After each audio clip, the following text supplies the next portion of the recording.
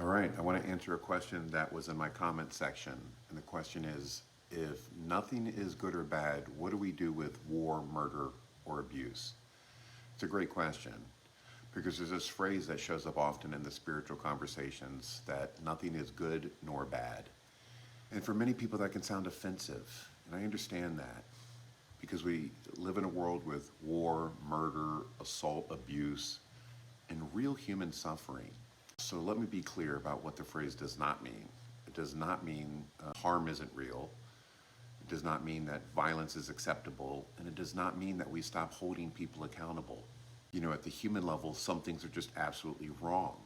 And we need laws, we need protection for the vulnerable.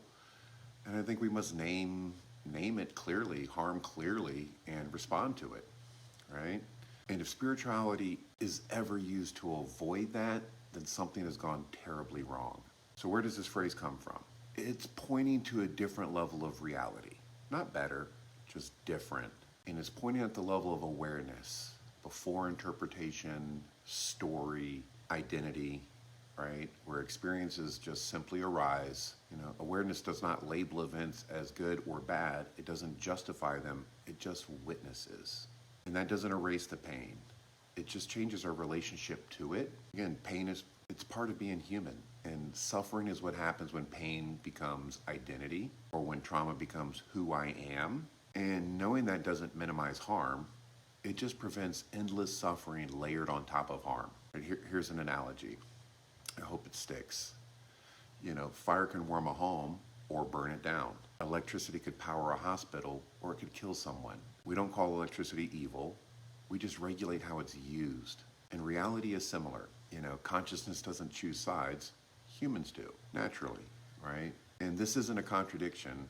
It's a responsibility. And but also saying awareness itself does not judge, does not mean humans shouldn't. It means judgment is a tool, not an identity. Judgment is a tool, not an identity. And paradoxically, when people learn to witness experience without collapsing into it, they tend to become less reactive, not more, less violent, more grounded, more capable of firm, compassionate action. So the paradox is this, right? When we stop believing reality itself is bad, we actually become more responsible for how we live within it. And I think that's the distinction many people miss. Let me know your thoughts in the comment. I hope that helps.